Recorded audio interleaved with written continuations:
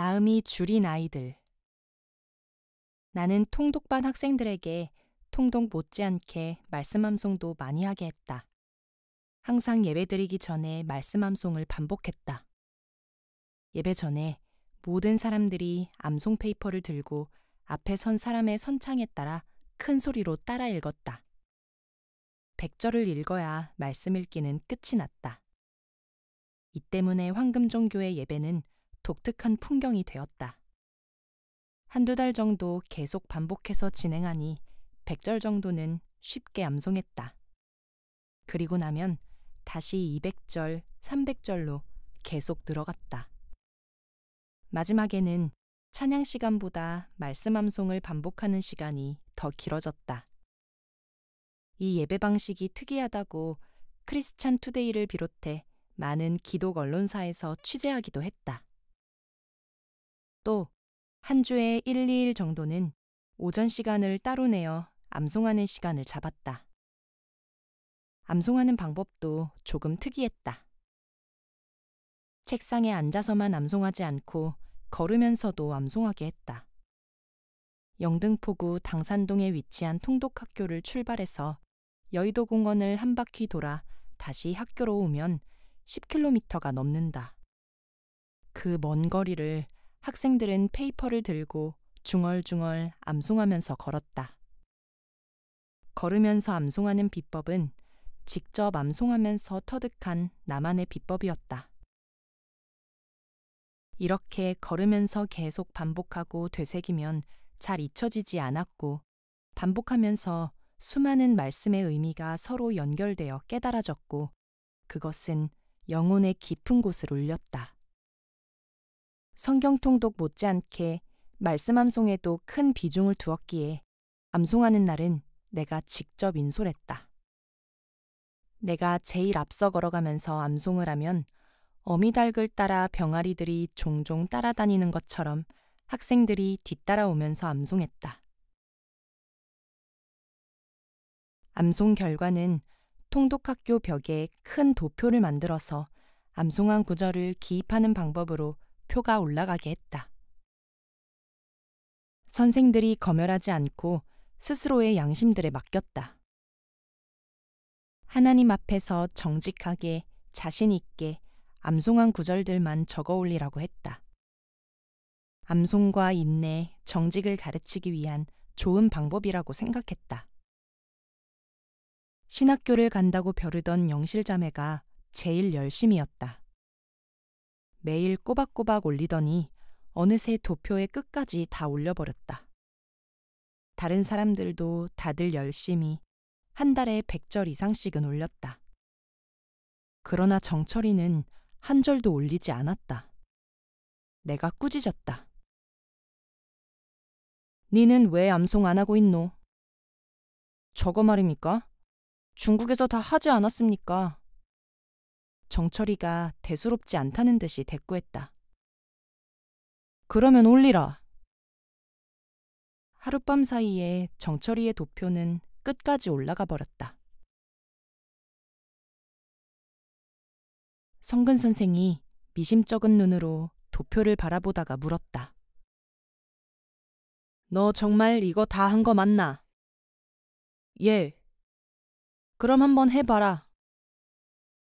성근 선생이 시켜봤더니 정말 다 했다. 줄줄 나왔다.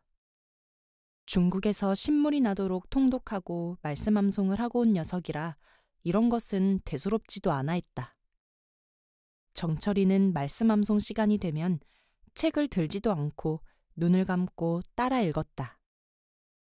가끔 내가 없는 날에는 순교 선생이 데리고 다니면서 암송을 시켰다. 어느 겨울날 순교 선생이 통독반을 데리고 여의도로 길을 떠났다. 날이 추웠다. 진눈깨비가 내리면서 겉옷들이 젖기 시작했고 바람까지 많이 불었다.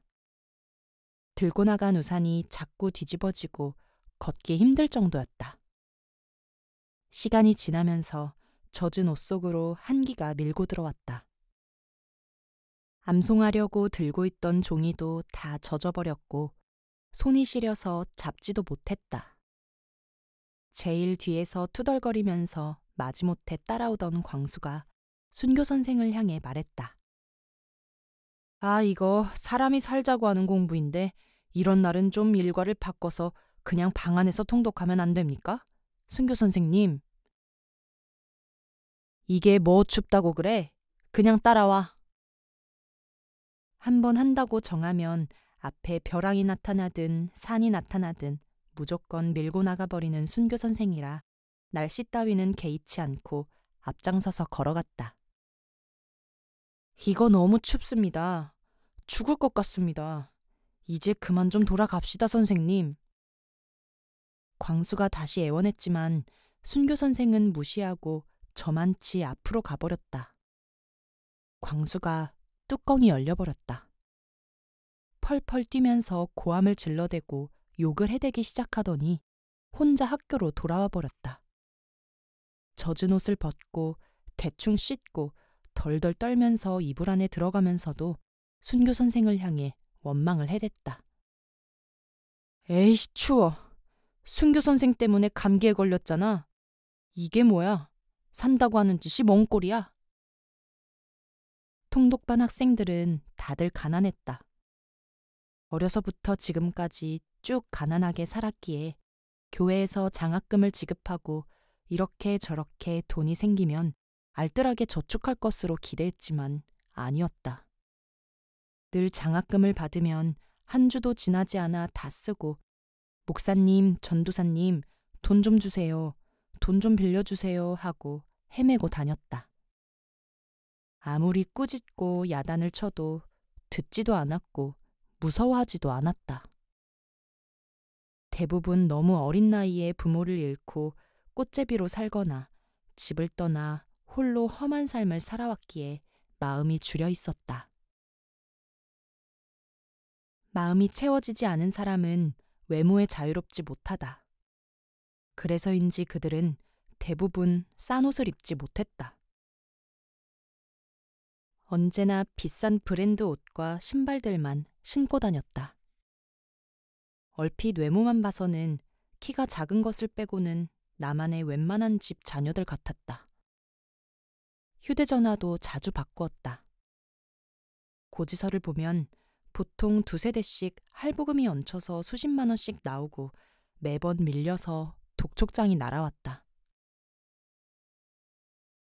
그러다 휴대전화가 아예 끊겨버리면 다른 사람 명의로 개통을 했다. 여학생들은 그냥 내버려둬도 충분히 예쁜 애들이 툭하면 성형수술을 했다. 오늘 이놈 코가 바뀌고 내일은 저놈 눈이 바뀌었다. 비싼 돈을 들였다고 자랑을 하는데 아무리 봐도 원래보다 이상했다. 남보다 뒤처지거나 소외되는 것을 견디지 못했다. 거기에다 질투가 심했고 공격적이었다. 남학생들은 조금만 무시당하거나 업신여김을 받았다고 생각되면 달콤한 잠을 자는 사자에게 불망치를 불쑥 찔러놓은 것처럼 길길이 날뛰었다. 하루는 식사당번을 해야 할 사람이 나오지 않았다. 순교 선생이 광수에게 말했다. 광수야, 오늘 네가 대신 식당 섬기미를 해라. 다 같이 빙 둘러앉아 열심히 암송하던 광수의 눈이 꼿꼿해졌다. 아니, 왜 난데요? 며칠 전에도 했는데 왜 또 합니까? 그냥 시키면 해. 또 하면 안 돼? 군인 기질이 몸에 밴 순교 선생이 고함을 질렀다. 광수도 폭발했다. 벌떡 일어나 손가락을 쳐들고 소리 지르기 시작했다. 아, 왜 난데? 왜 나보고 그러는데? 안 해. 난 안 해. 네가 해라. 왜 나에게 시켜? 분하다고 발로 벽을 꽝꽝 차고 주먹으로 기둥을 막 쥐어박고 때리다가 문을 발로 걷어차면서 뛰쳐나가 버렸다. 잠시 후 빨갛게 달아오른 얼굴로 다시 뛰어들어와 순교 선생을 향해 소리를 질렀다. 광수뿐만 아니었다. 정철이, 광철이, 유진이도 그랬다. 조금만 화가 나도 물불을 가리지 않고 사납게 날뛰었고 상대가 아무리 나이 많은 선생이라고 해도 상관하지 않고 폭언을 퍼부어댔다. 한 번은 다른 선교단체에서 요청이 들어왔다. 유럽을 거쳐 이스라엘 성지순례를 가는데 많은 사람이 가다 보니 한 사람은 무료로 갈 수 있는 티켓이 생겼다고 했다. 이 티켓으로 탈북민 한 사람을 섬기고 싶다고 했다. 철명이를 보내려 했다. 그런데 철명이가 안 간다고 뻗댔다. 많은 돈을 내도 얻기 힘든 기회를 철명이는 쌀쌀맞게 거절해버렸다. 큰 혜택을 주어도 감사하다는 말은 고사하고 냉정한 거절이 되어서 돌아오자 마음이 힘들었다. 마음을 가라앉히고 도대체 왜 안 가는지 물었더니 이유가 이랬다. 내가 뭐 남 먹다 남은 것만 먹는 사람입니까? 내가 처음에 봉철이에게 가지 않겠냐고 물었던 것이다. 그러나 봉철이는 다른 일정이 있어서 갈 수 없다고 하기에 두 번째로 철명이에게 물었더니 녀석이 자존심이 상해버린 것이다. 마음이 상해서 그럴 수 있겠다고 생각하고 며칠이 지나서 다시 권고해도 철명이는 고집을 굽히지 않았다. 옆에서 보다 못해 전도사들이 사정하면서까지 등을 떠밀어도 철명이는 끝내 여행을 가지 않았다. 이들은 어려서부터 부모님을 잃고 꽃제비로 살아왔다. 사랑과 관심, 따뜻한 보살핌과 배려 속에서만 얻을 수 있는 평안함과 만족을 마음에 채워본 적이 없기에 정서적으로 많이 불안해했다. 다들 마음속에 큰 두려움을 가지고 있었다. 사람은 본능적으로 마음속에 두려움을 감추고 강하게 보이고 싶어 한다. 마음속에 큰 두려움을 가진 사람일수록 외형적으로는 더욱더 거칠고 난폭했다. 조그마한 일에도 쉽게 분노하고 폭발했다. 내가 볼 때 이들은 배고픈 사람들이 아니라 마음이 줄인 사람들이었다. 이들의 굶주린 마음을 채워줄 수 있는 무엇인가가 필요했다. 이들에게 교육과 훈련 못지않게 중요한 것은 사랑이었다. 일단 잘 먹이기로 했다. 먹을 것으로 마음까지 채울 수는 없겠지만 그래도 그 노력에서도 정성과 사랑을 느낄 수 있기를 바랐다. 학생들이 먹고 싶다는 것은 다 사드렸다.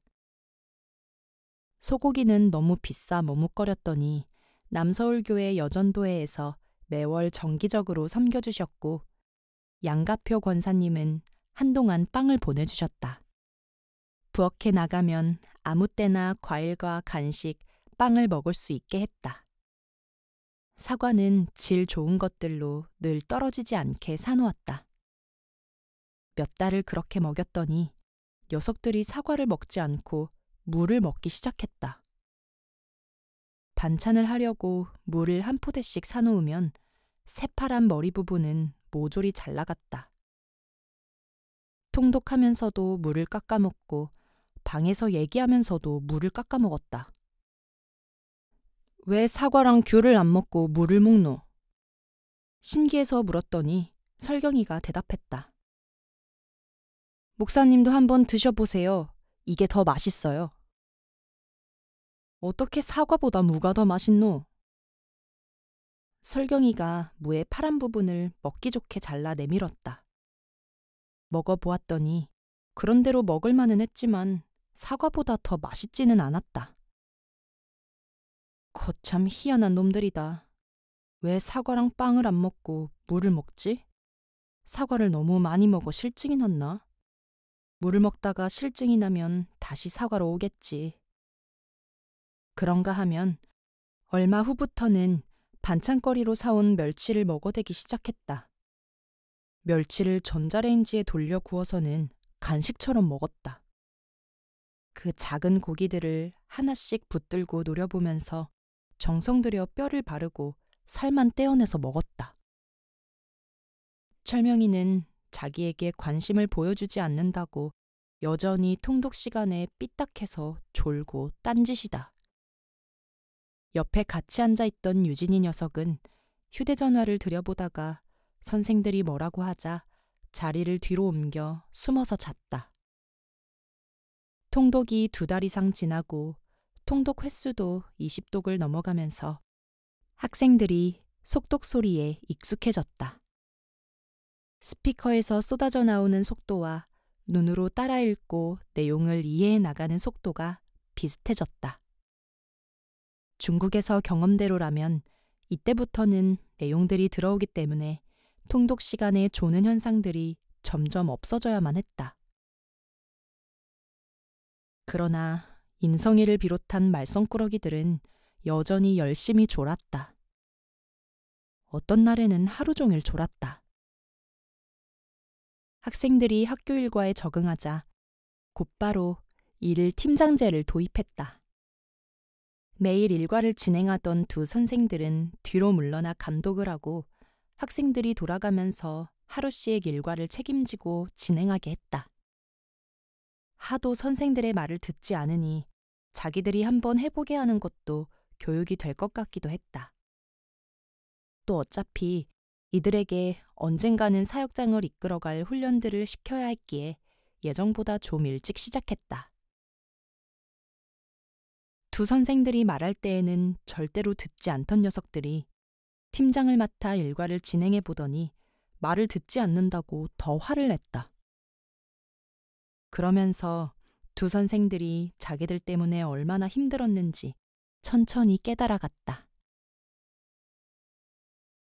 광철이는 중국에서 통독장에 와서야 한글을 배웠고 꾸준히 못 배우다 보니 아직까지도 한글이 서툴렀다.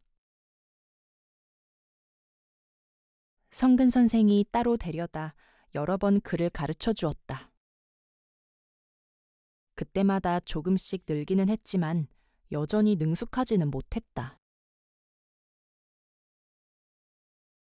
그에게 속독으로 진행되는 통독은 고역이었다. 버티다 못해 지쳐버린 광철이는 뛰쳐나갔다. 에이씨, 나가서 알바해서 돈이나 벌어야지. 다시는 안 돌아올 것처럼 화를 벌컥벌컥 내고 나갔지만 며칠이 지나면 곧 벙실벙실 웃으면서 다시 들어왔다. 통독 시간 지독하게 졸면서 성경 공부에 의욕을 보이지 않던 정철이가 새로운 친구 진아를 데려왔다. 키가 작고 얌전하게 생긴 24살 된 탈북 자매였다. 주변에서 2 사람의 관계가 궁금해서 물었다. 여자친구가 통독시킬라고 데리고 왔나? 정철이가 아무리 열변을 토하면서 자기 둘은 연인 사이가 아니라고 설명했지만 다들 수상한 눈으로 바라보았다. 어떤 녀석들은 심술을 부리면서 장난했다. 뭘 그리 숨기나? 맞으면 누가 잡아먹나? 아니라고 몇 번을 말해야 듣겠나? 마지막에는 막 화를 내서야 다들 두고 보자는 식으로 관심을 거두는 채 했다. 진아는 교회에 처음 와보았다. 통독학교는 신앙이 웬만큼 있는 사람도 적응하기 쉽지 않았지만 진아는 통독과 기도, 찬양, 암송 등 모든 일과를 열심히 따라오기 시작했다. 진아는 말이 별로 없었다. 다른 학생들 같으면 훈련이 힘들다고 아우성을 치거나 싸우곤 하는데 힘들다는 말도 안 하고 그렇다고 좋다는 말도 안 했다. 그저 눈을 내리깔고 가만히 앉아서 따라오기만 했다. 그런데 진아가 들어오고부터는 정말 정철이의 행동이 확 달라졌다. 기도 시간에 맨날 제일 뒷자리에서 코를 골면서 자던 녀석이 이제는 앞으로 나와 앉아서 열심히 기도했고 찬양 시간에도 일어나 춤을 추면서 찬양했다. 얌전히 앉아있는 진아의 손을 잡고 일으켜 세워서는 함께 춤을 추고 찬양했다. 진아에게 잘 보이려고 무지 노력하고 있었다. 성근 선생은 그러는 정철이를 보며 재미있어 했고 다른 녀석들은 수상하다는 듯이 바라보았다. 어찌됐든 나쁘지 않았다. 드디어 순교 선생님이 서울 태생의 이순중 전도사님과 결혼식을 올렸다. 김광신 목사님과 주변의 많은 사람의 후원과 축복 속에서 서울 은혜교회에서 예식을 진행했다. 통독반 학생들과 황금종교회 청소년들이 무리로 몰려가서 축복송도 불러주고 맛있는 음식도 잔뜩 먹었다. 순교 선생은 예식 중간에 하객들 앞에서 무릎을 꿇고 절까지 하면서 감사했다. 제가 모든 것을 하나님께 다 드렸고 목숨까지 드렸더니 하나님이 제게 아내를 주고 평안하고 복된 가정까지 선물로 주셨습니다. 예상했던 대로 결혼 후 이순중 전도사님은 북한 선교에 모든 것을 드리겠다고 결심하고 열방빛 선교회 간사로 사역하기 시작했다. 김성근 선생이 눈에 호기심을 불처럼 달고 물었다. 도대체 순교 선생님 어디에 그렇게 반했나요? 이순중 전도사님이 웃으며 설명했다. 참 많은 분을 만났어요. 그런데 다들 정말 많은 것에 매여 살더라고요. 스펙, 학벌, 경제력 같은 것에. 그런데 순교 선생님은 정반대였어요. 아무것도 가진 것이 없는데도 오히려 자유롭게 살더라고요. 처음 보았어요. 이렇게 단순하고 열정적인 사람은. 성근 선생은 남학생들에게 가서 짓궂게 말했다. 니들도 40일 금식 기도를 해라. 그러면 하나님이 색시고 집이고 자동차고 한 방에 다 해결해 준다. 남학생들이 열정적으로 화답했다. 아멘. 산 기도의 힘. 충혁이는 게임 중독이다. 한번 게임을 시작하면 앉은 자리에서 먹고 자면서 며칠이고 몇 주고 돈이 다 떨어질 때까지 한다. 돈이 다 떨어지면 다른 곳으로 가지 않고 통독학교로 찾아온다. 통독은 건강한 사람도 쉽게 피곤을 느낄 정도로 힘든 훈련이다. 성경 말씀이 꿀처럼 느껴지는 사람도 하루에 6, 7시간을 집중하면 몹시 피곤하다. 충혁이가 피곤에 절어서 토끼처럼 빨갛게 충혈된 눈으로 통독을 할 수 있을 리 없었다.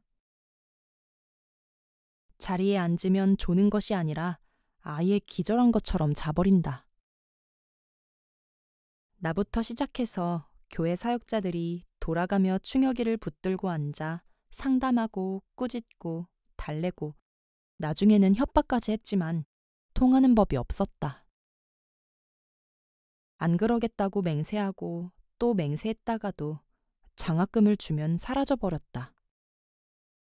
내가 PC방까지 쫓아가서 데려왔다. 그러면 다른 PC방으로 가버렸다. 이번에는 성근 선생이 애들을 구슬려 알아내 충혁이가 숨어있는 PC방을 찾아가서 꾸짖었다. 정신 차려라 이놈아. 열심히 살아도 힘든 이 남한 땅에서 뭐하는 짓이야? 충혁이는 게임독이 올라 빨개진 눈으로 노려보면서 말했다. 나 통독하지 않을 테니까 이제는 상관하지 말고 가시오. 성근 선생이 힘이 풀려서 돌아오자 요한이가 웃었다. 충혁이 그냥 내버려 두세요. 며칠 지나면 또 옵니다. 이제 통독 안 한다는데? 돈이 있으니까 하는 말이지 돈만 떨어지면 또 옵니다. 걱정 마십시오. 돈이 있을 때에는 호랑이가 달려들어도 충혁이를 끌고 오지 못합니다. 요한이의 말이 옳았다. 며칠이 지나 충혁이는 다시 나타났다.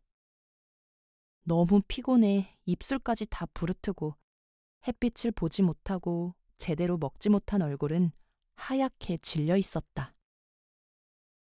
중독자에게는 어떤 방법도 통하지 않는다는 것을 힘들게 깨닫고 다들 기다려주기로 하고 아무 말도 하지 않았다. 욕도 꾸중도 하지 않고 가만히 내버려두니 충혁이는 더 괴로워했다. 매주 화요일 저녁은 통독학교 산기도 날이다. 서울 금천구 시흥동에 있는 관악산 중턱에 올라가 밤 10시까지 기도하고 내려왔다. 영등포에서 관악산까지 학생들은 집사님들과 전도사님들의 자가용으로 갔다. 자리가 모자라면 광철이를 자가용 뒤 트렁크에 짐짝처럼 싣고 갔다. 그렇게 해도 자리가 모자라면 택시를 타고 올라갔다. 그러다 집사님 한 분이 어린이집 봉고차를 화요일마다 빌려주셨지만 여전히 자동차는 부족했다. 나는 산기도 때마다 학생들과 함께 자동차 문제를 해결해달라는 기도를 빼놓지 않고 했다. 얼마 후 박병혜 권사님이 12인승 스타렉스 차량 한 대를 기증했고 성근 선생이 500만 원을 헌금하여 또 한 대의 스타렉스 차량을 사는 데 보탰다. 그렇게 차량 문제가 해결되었다. 우리는 산기도 날은 어떤 일이 있어도 지켰다. 아무리 비바람이 몰아치고 눈이 와도 화요일 저녁이면 학생들을 이끌고 산으로 올라갔다. 2013년 여름에는 전례 없는 큰 태풍이 한국에 왔다. 바람이 너무 세차게 불어 창문 유리가 깨질 것 같다고 TV 등 매스컴에서는 창문에 신문지를 붙이라고 계속해서 방송했다. 그 정도로 강한 태풍이 왔다. 모든 사람이 이날만은 산기도를 쉬자고 했지만 나는 그날에도 학생들을 이끌고 산에 올라가 기도했다. 그날 일심이와 몇몇 학생들은 세차게 부는 비바람과 폭우를 피하지 않고 맞으면서 2시간 반을 통곡하면서 기도했다. 하나님, 나도 하나님 만나고 싶어요. 나 좀 만나주세요. 저만큼 떨어진 곳에서 일심이를 위해 중보하던 나도 통곡했다. 그래요, 하나님. 저런 아이들을 만나주지 않는다면 도대체 누굴 만나주실 건가요? 이제 하나님이 그들의 아버지가 되어주세요. 통독반 학생들은 산기도를 좋아했다. 습하고 답답한 지하실에서 지내다가 공기 좋은 산에 올라가서 기도하니 더욱 즐거워했다. 산으로 올라가면 오두막 앞에 빙 둘러서서 잠시 선교회를 위한 기도 모임을 가지고 대부분의 시간은 숲속 깊은 곳으로 들어가 개인 기도 시간을 가지도록 했다. 학생들은 여기저기 숲속으로 들어가 마음껏 고함을 지르고 찬양을 하고 방언을 하면서 하나님을 찾고 부르짖었다. 온 산에 학생들의 기도 소리와 고함 소리로 충만해지면 산 중턱 아래에서 무당들이 기도하는 곳에서도 점점 더 요란해지고 떠들썩해졌다. 우리는 개의치 않는데 그들은 우리가 굉장히 신경 쓰이는 모양이었다. 이날은 학생들이 마음속 깊은 소원을 하나님께 내보여 드리는 시간이었다. 충혁이도 산에 가서 하나님께 매달리기 시작했다. 보통 비가 오면 비를 피해 산속에 있는 정자 밑에 들어가서 기도했지만 충혁이는 일부러 밖으로 나갔다. 남들이 보지 않는 숲속으로 들어가 비를 온몸으로 맞으면서 기도했다.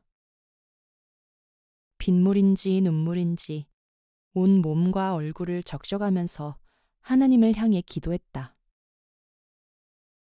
충혁이는 헤어날 수 없는 게임 중독에서 벗어나고 싶어 했다.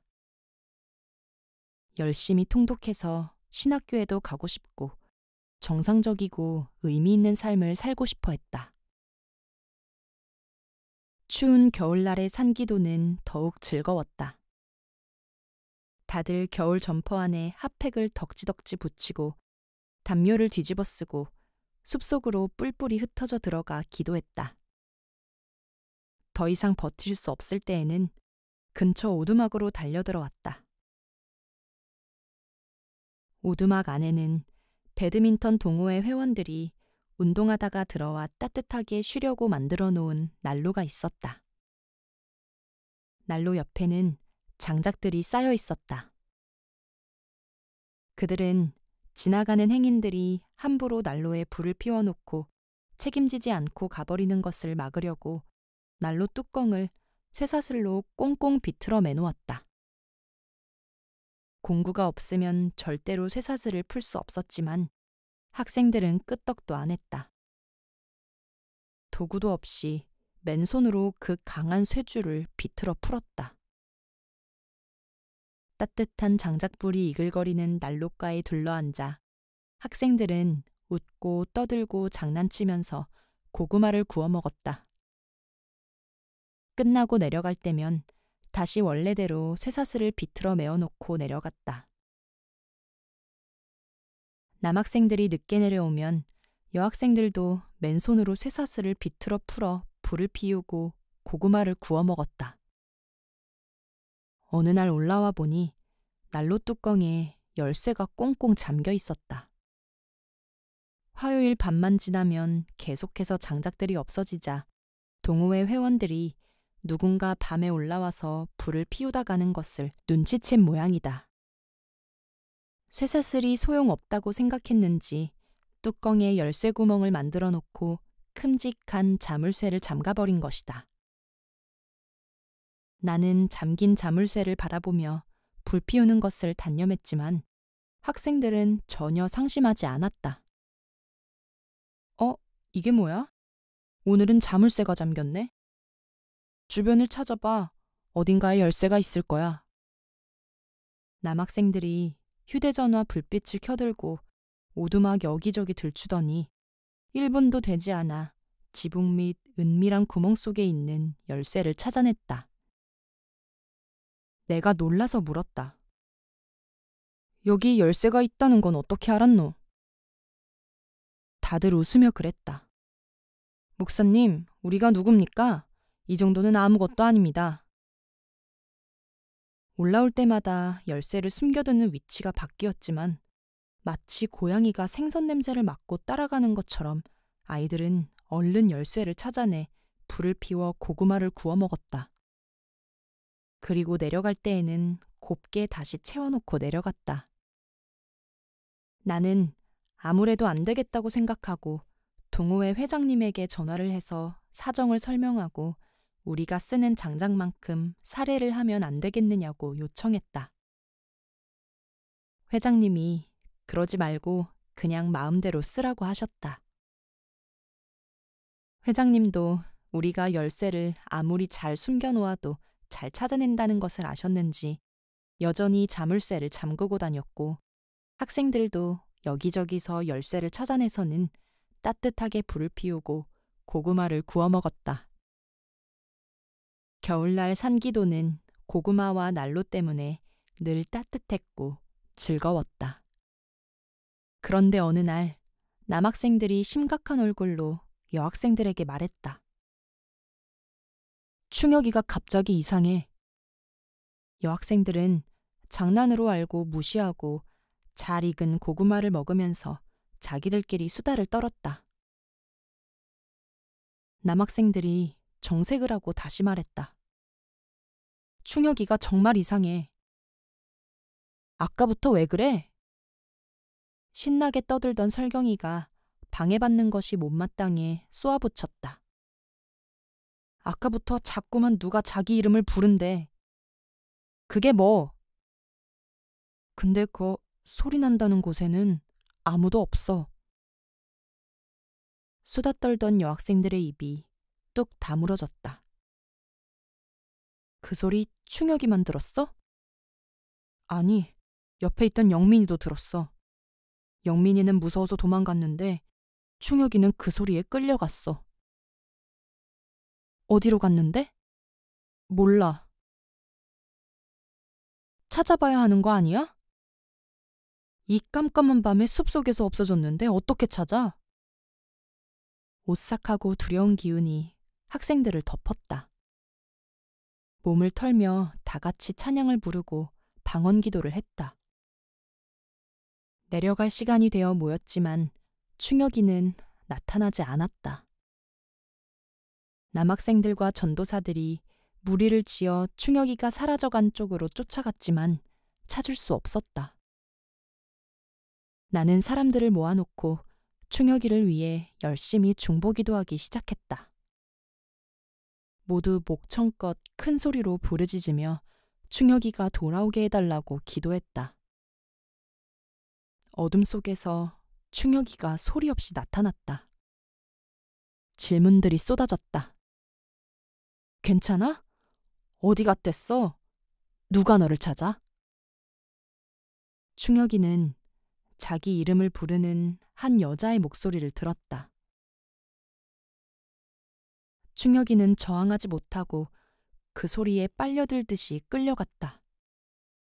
그렇게 어둠 속에서 지치지도 않고 이산저산을 뛰어다니다가 결국 그가 정신을 차린 것은 아찔한 벼랑 끝이었다.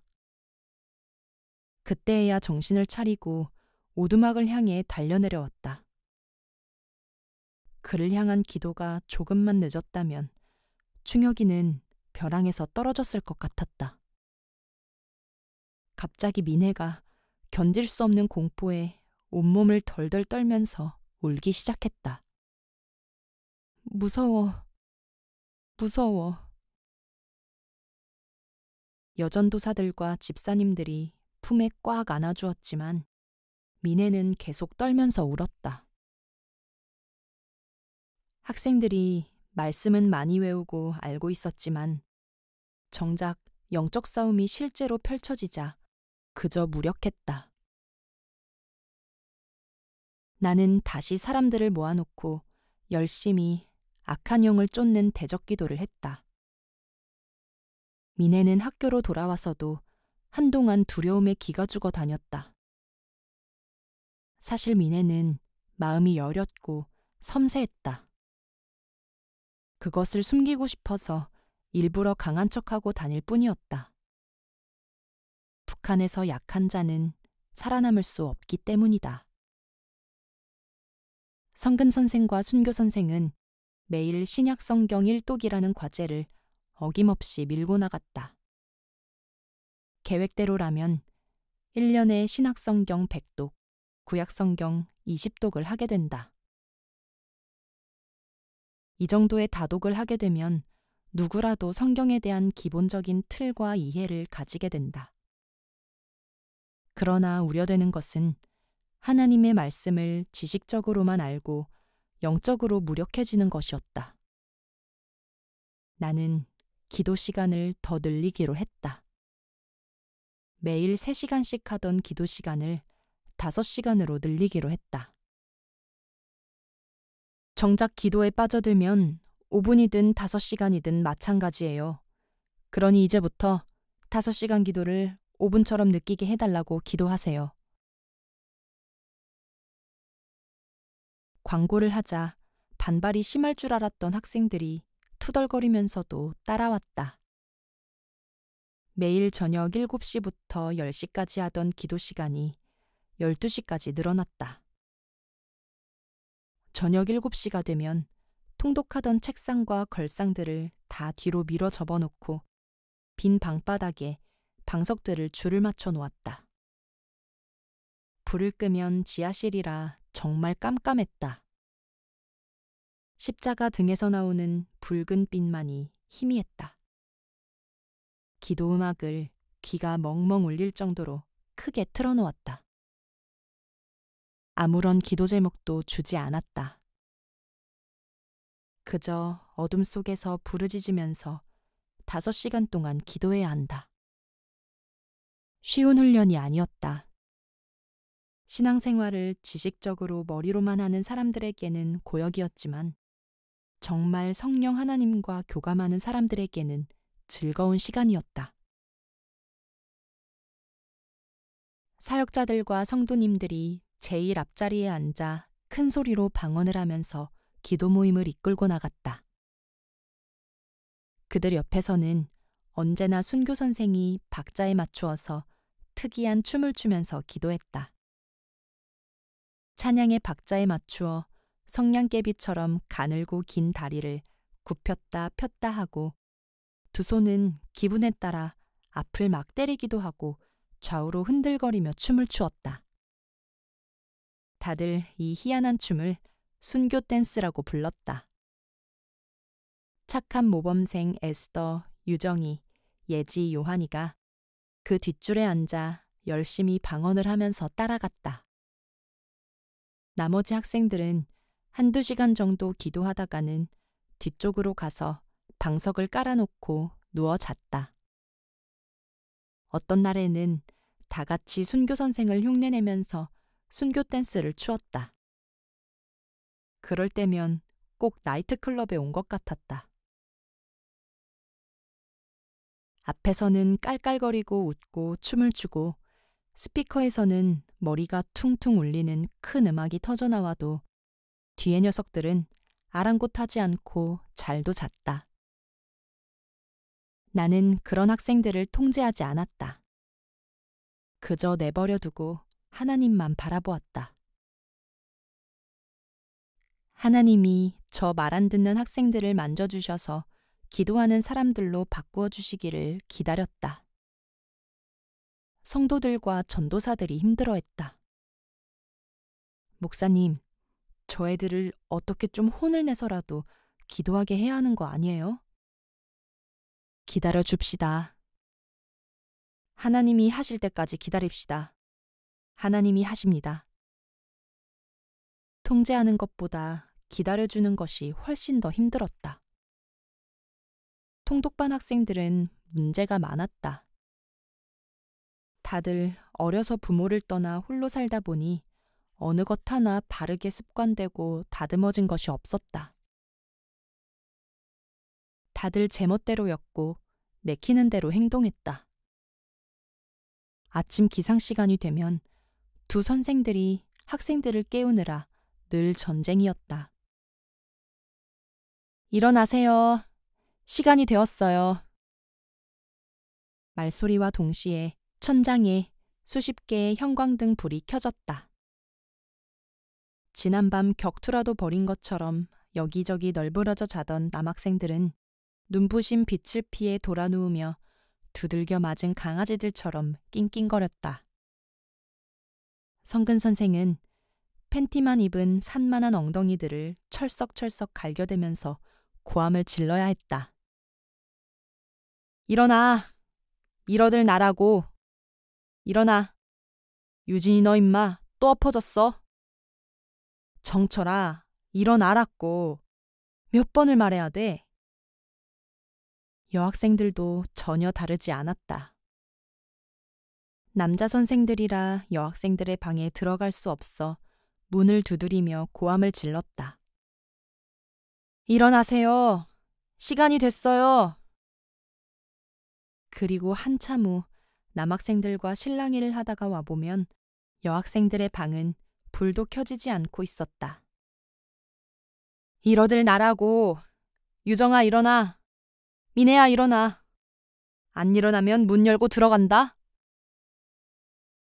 두 선생들이 여학생들을 깨울 때면 늘 유정이의 이름부터 불렀다. 유정이가 제일 온순하기도 하지만 유별나게 잠이 많아 깨우기 힘들었기 때문이다. 아침이면 늘 유정이의 이름은 꿀잠을 깨우는 알람 소리처럼 여자들 방으로 날아들어갔다. 일어나요. 일어난다고요. 유정이는 몸부림을 치면서 고함을 질러놓고는 다시 이불을 뒤집어쓰고 그냥 자버렸다. 조금 있다가 또 두드렸다. 유정아, 빨리 일어나. 옆에 여자애들도 빨리 다 깨워서 나와. 방 안에서 성난 외침이 도로 튀어나왔다. 아, 정말. 아, 왜 나만 가지고 그래요. 쟤도 자고 있잖아요.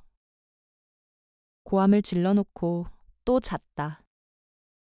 다들 혈기도 많고 잠도 많은 나이들이라 아침에 일어나기 참 힘들어했다. 남자들은 빨리 일어나 이불들을 거두고 책걸상 등을 펴야 했다. 꾸물거릴 시간이 없었다. 인철이는 이불을 들고 사무실로 도망가 그대로 엎어져 자버렸다.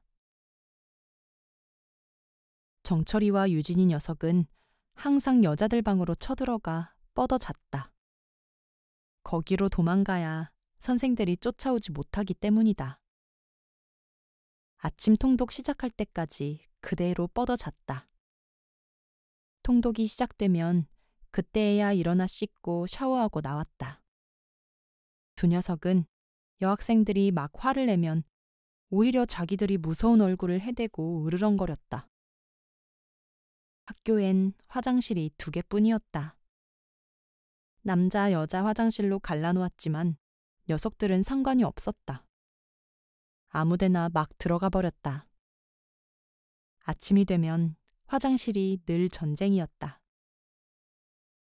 유진이는 화장실을 먼저 차지한다고 이불을 거두지 않고 그대로 나가버렸다. 순교 선생이 한마디 했다. 유진아, 네가 덮고 잔 이불은 네가 걷어야 하지 않겠니? 유진이는 아침부터 잔소리한다고 노발대발했다. 아씨, 아침부터 왜 날 보고 그럽니까? 선생님들이 좀 거두면 안 됩니까? 순교 선생이 할 말을 잃고 한탄만 했다. 아이고, 저걸 그냥 저거. 학생들은 배가 고프면 식당을 뒤져서 이것저것 꺼내 먹고 그대로 도망가 버렸다. 여자들이고 남자들이고 자기가 먹은 것을 설거지해야 한다는 생각을 전혀 하지 않았다. 항상 싱크대에는 씻지 않은 그릇들이 산더미처럼 쌓여 있었다.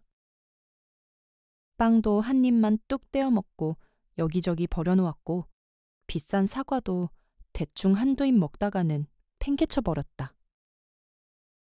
권사님들과 집사님들이 쉴 새 없이 설거지하고 방을 거두고 해도 한두 시간이 지나면 언제 치웠나 싶게 다시 어질러져 있었다. 끝이 없었다. 빨래도 제대로 하지 않고 한 곳에 산처럼 쌓아놓기만 했다. 학생들이 너무 사납고 공격적이라 사무도 그들 눈치를 봐야 했다. 음식물 쓰레기 봉투가 너무 무거워 혼자 들 수 없으면 눈치를 보면서 부탁해도 되는지 한참씩 궁리하면서 사람을 골라야 했다. 지쳐버린 사역자들도 사모에게 하소연했다. 사모님, 이걸 어떻게 해야 하나요? 이렇게 뒤따라다니면서 닦아줘서는 한도 끝도 없을 것 같네요. 같은 탈북민 출신인 미순자매도 오래 참다가 흥분해서 말했다. 사모님, 저 따위로 내버려둬서는 안 됩니다. 아, 이거는 같은 북한 사람이 봐도 말도 안 됩니다. 사모가 그들을 달랬다. 아직은 우리가 가르칠 때가 아닌 것 같아요. 그냥 받아주고 수용해주고 그럽시다. 다들 이럴 수가 있냐고 가르쳐야 한다고 분분했지만 나는 오히려 애들과 같이 손바닥을 맞추었다.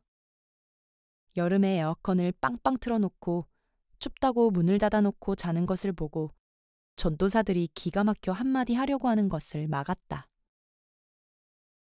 괜찮아, 괜찮아. 내버려둬. 애들 보고는 그랬다. 얘들아, 에어컨 많이 틀어서 춥지?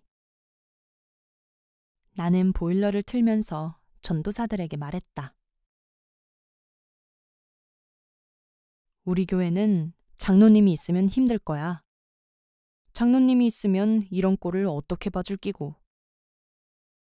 전도사들은 이해가 되지 않아 화를 냈다.